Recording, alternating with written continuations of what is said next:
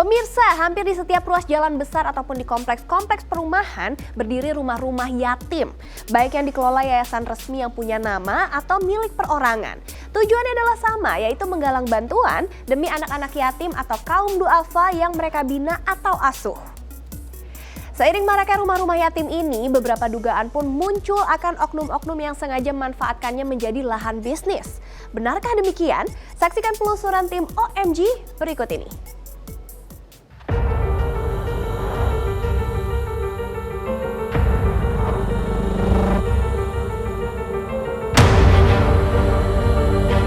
Ada saja modus yang dilakukan orang untuk memperoleh kekayaan. Sampai-sampai panti asuhan dan rumah yatim pun dimanfaatkan sekelompok orang tak bertanggung jawab.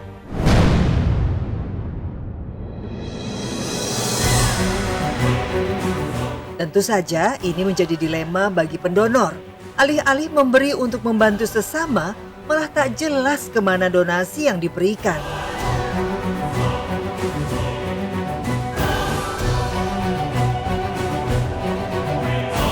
Untuk itu, tim OMG kembali menyusuri jalanan untuk menemukan donasi berkedok panti asuhan. Apakah dana yang disumbangkan umat benar-benar tersalurkan kepada anak yatim piatu yang membutuhkan? Ataukah hanya menjadi ladang bisnis semata? Kami mencoba menelusuri wilayah di sekitar kota Bekasi yang dikabarkan banyak berdiri yayasan pengelola dana bantuan, rumah yatim, dan panti asuhan. Sayangnya, banyak warga sekitar mengaku tak tahu dengan keberadaan yayasan panti asuhan ini. Tak hilang arah, kami kembali mencari panti asuhan lainnya di sekitaran Bekasi. Mas, panti asuhan di mana? Panti asuhan. Iya, titiknya tuh di sini berhentinya. Di mana ya? Kalau panti asuhan di mana sih, Bang? Katanya di mana daerahnya? Di sini titiknya. Oh, titiknya sini. Iya. Di mana ya? Kayaknya di sini nggak ada loh, Kak. Oh gitu. Siapa? Emang banyak yang nyari. Oh, emang banyak yang nyari? Pernah titiknya di pom bensin juga pernah ada. Tapi nggak tahu yang di mana. Kalian nggak diambil. Alamatnya mana, Bu? Nggak, dia di sini aja tahunya. Oh. Lagi-lagi, panti asuhan yang kami tuju tidak ada di lokasi. Bahkan, menurut penuturan salah seorang warga, sudah banyak yang mencari panti asuhan ini untuk berdonasi. Namun sayang, alamat yang dituju berbeda dengan yang tertera di mesin pencarian. Beruntung, sekitar 700 meter dari lokasi kedua, tim OMG berhasil mendapatkan salah satu panti asuhan yang tampak ramai dengan anak-anak asuhnya. Yayasan Al-Maulidiyah rupanya sebuah pondok pesantren sekaligus rumah bagi yatim piatu. Ada 52 anak asuh dari berbagai daerah yang tinggal di sini. Kebanyakan dari mereka masih memiliki keluarga, namun sengaja dititipkan karena keluarga tak sanggup mengurusnya. Buat gaji para asatid di sini ya.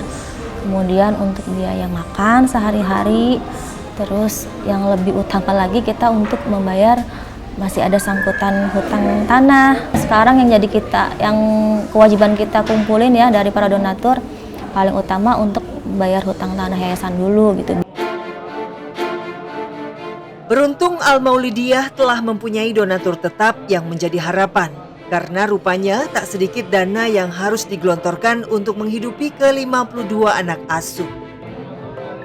Konsumsi beras per hari panti asuhan ini saja bisa mencapai 35 liter banyaknya. Belum lagi tanah yayasan yang masih belum terlunasi. Namun, Khalifah mengatakan hingga saat ini ia bersyukur karena semua kebutuhannya masih tercukupi. Dari Al-Maulidiyah kami bergerak menuju kota Depok, Jawa Barat. Dari hasil penelusuran di mesin pencarian, tim OMG menemukan salah satu komentar memprihatinkan mengenai Yayasan At-Ta'awun. Untuk itu, kami segera menyambanginya. Benarkah Yayasan At-Ta'awun benar adanya? Ataukah hanya praktek donasi berkedok panti asuhan?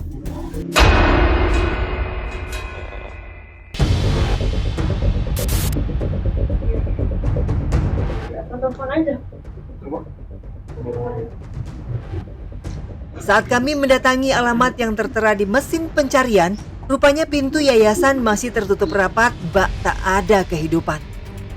Kami pun tercengang, lantaran tak ada satupun anak asuh yang berada di lokasi. Kami akhirnya mencoba menelepon nomor yang tertulis di plang untuk memastikan. Ibu. Iya Bun, ini tadi aku lihat panti At-Ta'awun. Ini kebetulan lagi di tempat nih. Ini tutup ya Bu hari ini ya? Insya Allah TPA buka dari jam 4 Bu sampai jam 5-an lah. Oh ini tuh ada TPA-nya. Kalau anak-anak pantinya itu gimana Bu? Di mana? Di situ untuk anak-anaknya sekarang udah nggak ada di situ. Jadi kalau ada donatur atau mau bagikan apa gitu kita panggil. Jadi ada di lingkungan.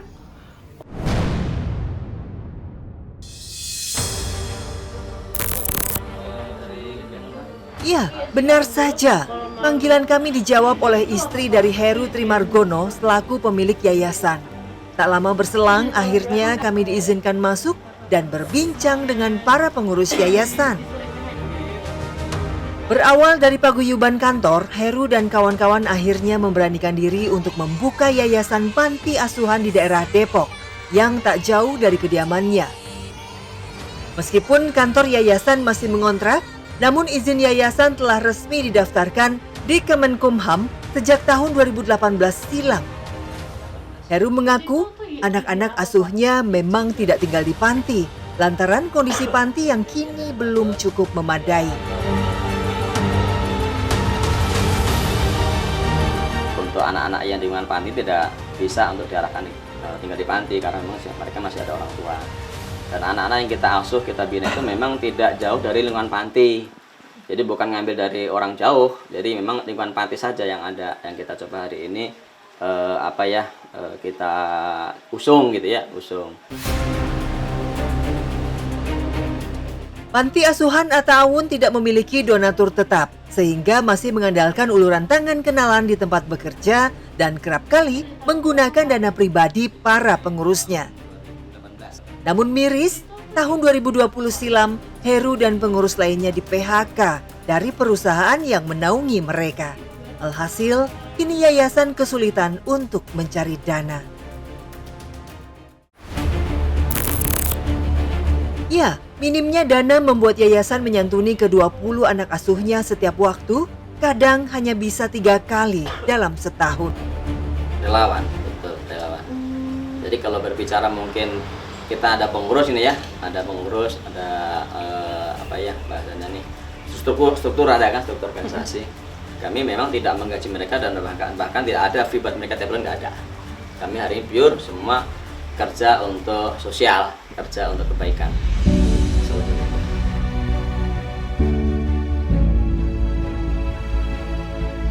Membangun panti asuhan memang tak gampang, karena hidup dari donasi, maka posisi atau lokasi panti memang sangat berpengaruh.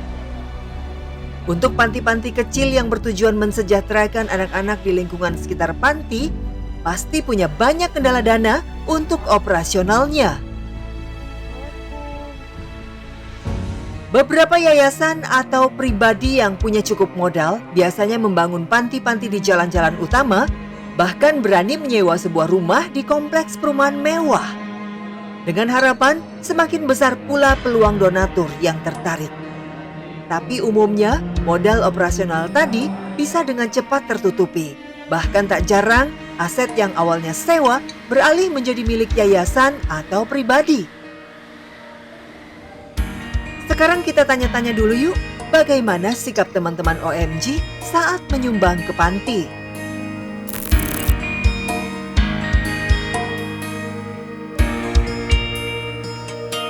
Enggak sih, karena kan kita kalau nyumbang ke panti asuhan yang kita udah kenal gitu panti asuhannya. Dan ketua yayasannya juga kita udah biasa ada pengajian bareng, kayak gitu, suka undang-undang ngaji gitu. Oh, gitu. Jadi udah pasti. Bagi saya pribadi itu nggak masalah, karena yang penting kewajiban saya hanya memberi, membantu atau berdonasi. Untuk penggunaannya saya serahkan sama pengurus di sana mungkin. Dulu itu kan kayak kadang ada yang nomor rekening atas nama pribadi. Nah kadang di situ sempat kepikiran ini bener nyampe atau enggak.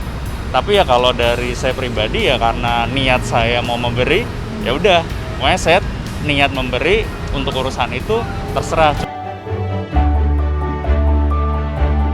Pemirsa, niat baik untuk berdonasi sejatinya memang harus tersalurkan kepada orang yang tepat. Jangan sampai uang yang susah payah dikumpulkan malah jatuh ke tangan oknum yang hanya mengeruk keuntungan dan menganggap rumah yatim piatu hanyalah bisnis semata. Lantas, adakah pengawasan terhadap rumah-rumah yatim dan panti asuhan? Apabila ada hal-hal yang dilaksanakan oleh yayasan yang tidak sesuai dengan aturan atau pengasuhan tidak sesuai standar nasional, akan dilakukan peringatan. Peringatannya bisa di pemanggilan awalnya dengan lisan, kemudian tertulis.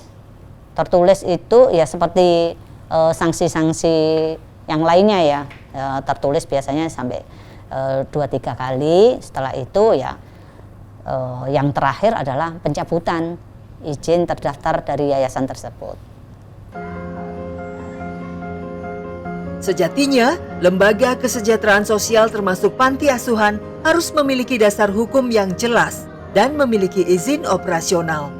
Bahkan jika terjadi penyalahgunaan dana dan pelanggaran pengasuhan anak yang tidak sesuai standar nasional, Dinas Sosial berhak mencabut izinnya. Lantas, bagaimana caranya berdonasi yang aman? Kan bisa aja yayasan tersebut menulis tanda nomornya. Nah ini kalau memang perlu dan punya akses ke dinas terkaitnya, dalam hal ini dinas sosial, lebih baik menginformasikan ke kami apakah yayasan tersebut legal atau ilegal. Nah pemirsa, meski kita percaya bahwa yang terpenting dari berdonasi adalah niat dan keikhlasan, namun tak ada salahnya kita waspada bahwa praktek-praktek panti ilegal itu ada dan nyata. Dengan teliti sebelum menyumbang, kita turut membantu orang-orang yang membutuhkan benar-benar terbantu dan bahagia.